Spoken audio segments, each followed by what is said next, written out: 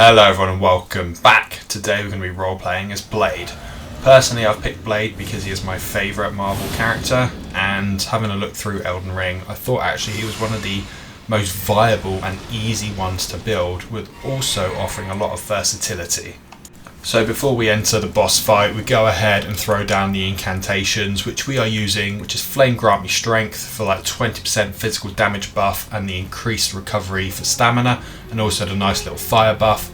You can replace it with Howler Shibari if you wanted to, but personally with this build, it isn't worth it, as Flame Grant Me Strength gives you that nice fire boost. Also, it requires less faith to use, therefore we can spend the points elsewhere.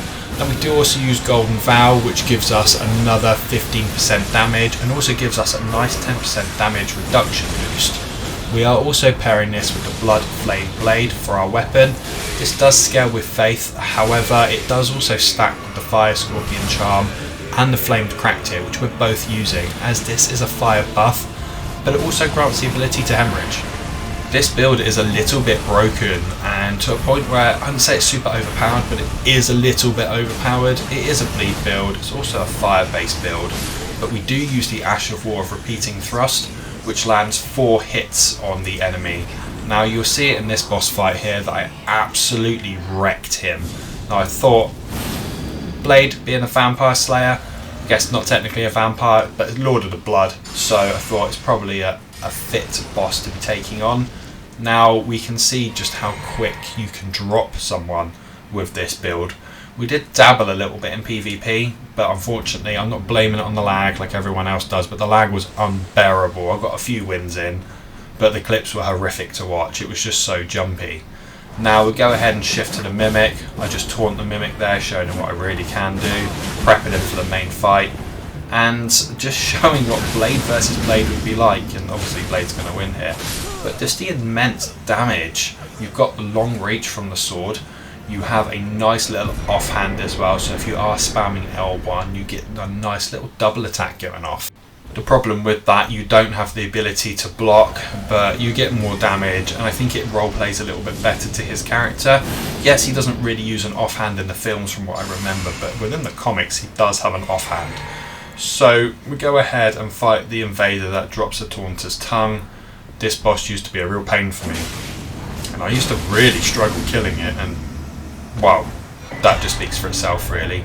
Unfortunately I had a lot of clips with Blade, but they all got corrupted essentially, so I'm stuck with a lot of the Lord of the Blood.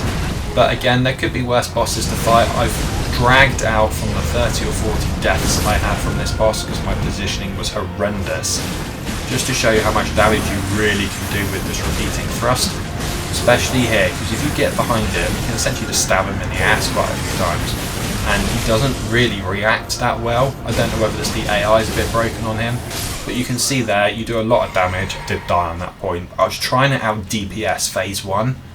You can out DPS phase 1 with this exact build. It isn't easy, but it is physically doable as long as you get behind. Within this fight though, I did drop 2 of our attacking Talismans to throw down fire damage negation and the ability to, I think we dropped Dragon Crest Shield down, which gives us the huge damage negation, which is what we were really after. And once we had done that, we absolutely destroyed him.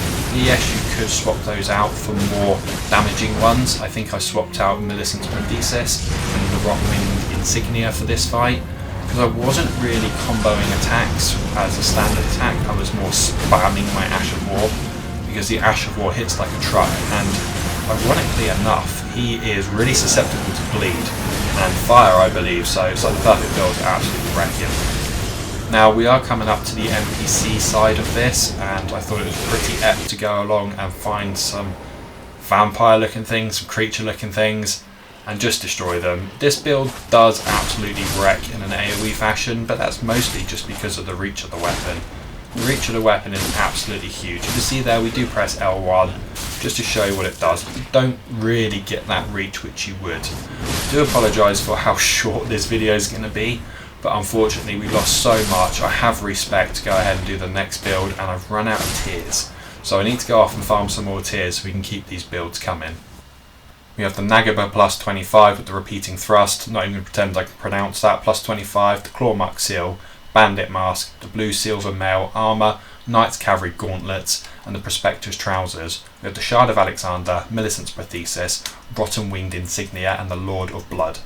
Now, within our flask, we do have the wrong stuff out here. Yes, I didn't add in the fire, the fire tier. Now, you would go ahead and swap the temporary boost, which is the green burst crystal tier, and this should be the Flame-Shrouding crack tier. With that, you would get an increased damage, and I probably would have dropped the Lord of Blood a lot quicker than what I had planned. Right, for the level, we're 150. We have a Vigour of 60, a Mind of 15, Endurance at 20, Strength at 19, Dex at 85. You should drop that to 80 and boost another stat. If you're struggling for Endurance, then probably whack 5 more in there. Intelligence of 10, Faith of 15, and Arcane of 10. We can have a lower base Faith because we have the Faith Not Crystal tier, which gives us a plus 10, which you need 25 to go ahead and use the highest Faith thing here, which is Golden Vow. And actually this does pair quite well with the Bloodflame Blade because it scales with Faith, so more Faith, more damage. So I hope you all have enjoyed that. Don't forget to like, comment and subscribe, and I'll see you all again in the next one. Bye!